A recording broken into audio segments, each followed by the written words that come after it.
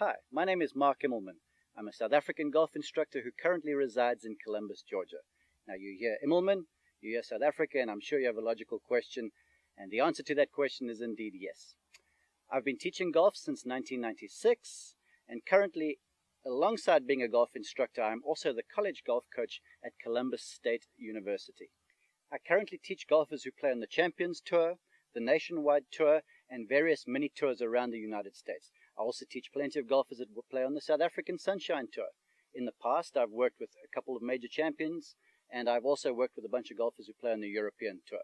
Obviously, being an instructor here in Columbus, Georgia, I work with clientele from the area and from the surrounds.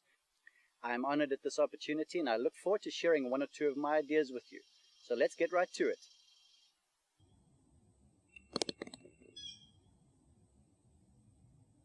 Now, as an instructor, I wouldn't say I'm a method kind of a guy. I'm very eclectic.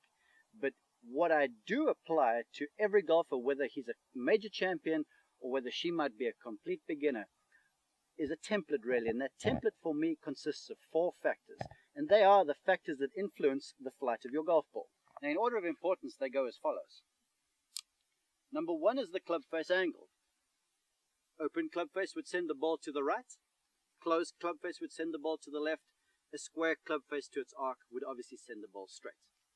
The second factor is the path or the plane of or the direction of your golf swing.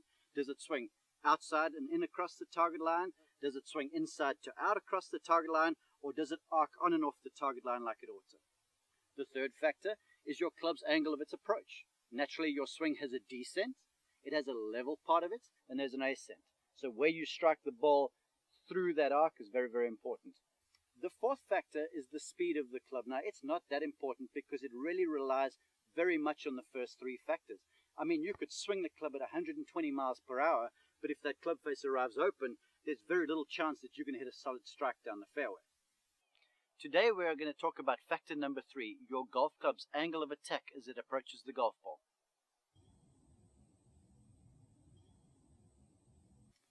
Now, referring to the 3 areas of your bag, in this instance, the long clubs or the driver, the medium clubs or the medium irons, and the short clubs, the sand wedges and your chipping clubs, you do strike the ball at different segments in the arc. So to illustrate, we'll do as follows. The driver, being the de-lofted club that it is, obviously needs to be hit on the ascending segment of the arc to make sure you maximize your ball's power and you maximize the flight's trajectory. In order to achieve that, you certainly want to situate yourself to allow the club to strike the ball as it's in the upward segment of the swing. Now, a way we can go about doing that is a little drill that I've devised.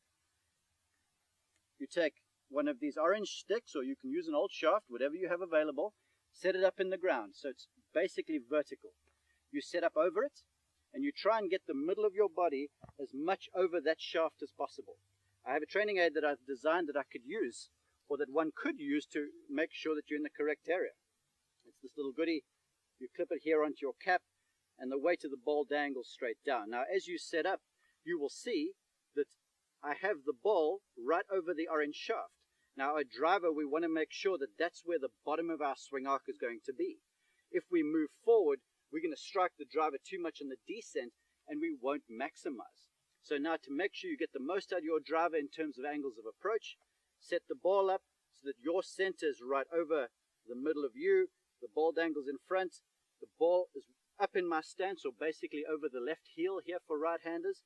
And then as you swing, you want to retain your positions here, or retain your center as far as you can. Because if your center is stable, there's a real chance of you catching the ball on the correct segment of the swing. Let's give it a try.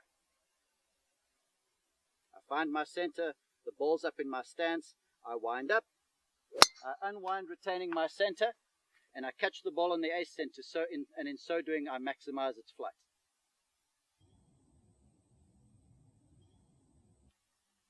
With the medium iron, naturally we don't hit the ball on the ace center like we do with the driver. If indeed we had to, we'd either top the ball, or if the club bottomed out, we'd hit the ground fat, so you'd open up 2 manners of mishit.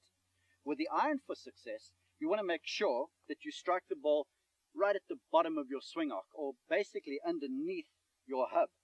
A way you can achieve that in your golf swing is to make sure that there's not too much sideways movement back and forth. Because if we wind up and we move behind the ball too much with an iron, it's going to be real hard to get back, deliver a compressing hit, and still square up the club face in time. So to guarantee your irons approach, you again want to make sure that you pivot over the top of the ball as much as you can. We want to eliminate the side-to-side movement in the chest. A neat little drill to feel that sensation is to take a lofted club like a sand wedge. You set it out to your right, so it forms like a wedge for your right foot. And you could just brace up on the inside of that, and you will feel like it makes your right knee kind of play inside of the right instep.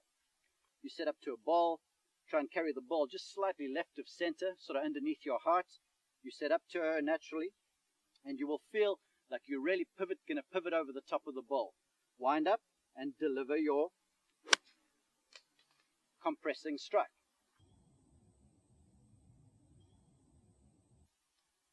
So as a recap, driver struck on the ascent, iron shot struck in the middle of the swings arc, or basically at the lowest point. Short club, pitch, chip, bunker shot, anything really around the green gets struck just slightly in the descent.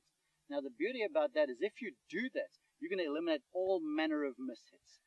Duffs, chili dips, where you bottom out and you skin it across the green. If you can guarantee that your club is still traveling downwards when you meet that ball, you're going to strike her nice and clearly.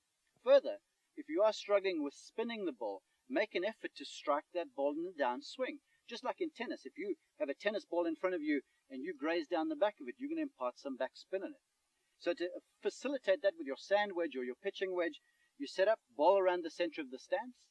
You move your right foot just slightly toward your left, and in so doing, you'll feel like the weight moves to your left. All of those are good sensations. It'll feel strange initially if you haven't done it, but it will move the weight left, which will facilitate that downswinging hit. Let's have a look.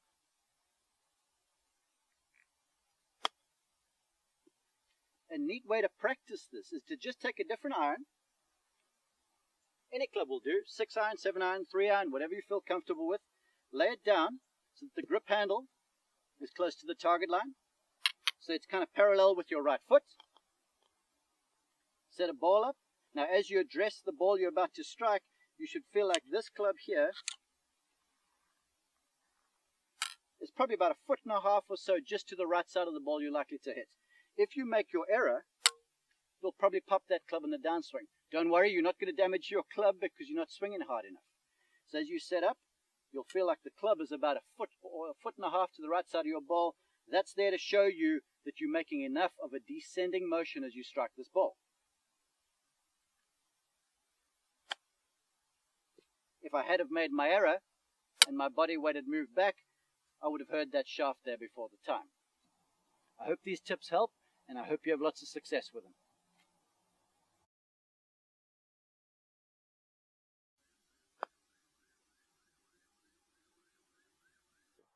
Hello there, my name is Mark Immelman, and I'm really excited to share a real quick tip with you guys on how to hit your putts more solidly and get them right on line.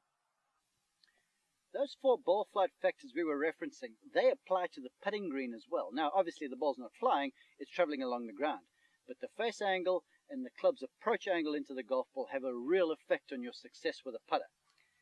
To make sure you get the putter face fairly square at impact, the best thing to do is just bend out of the hips, allow the arms to dangle naturally in front of your body, almost like you could clap your hands together, and like an inverted praying position. Hold the putter through the middle of the hands, and you will feel like both hands then, and both palms indeed, look like they're parallel with the putter face. So then, whatever your hands and wrists do, so the putter face is going to manifest. So get the hands hanging naturally from the shoulders on the side of the club. That's going to help with a square putter face. To make sure that your swing bottoms out in the right place, this easy little drill will really teach you about the base of the arc. Take a quarter, drop it on the ground, set up over it as if it is your golf ball. Hold with the palms opposing each other, and then try to make the quarter into the hole in as few strokes as possible. 1, 2,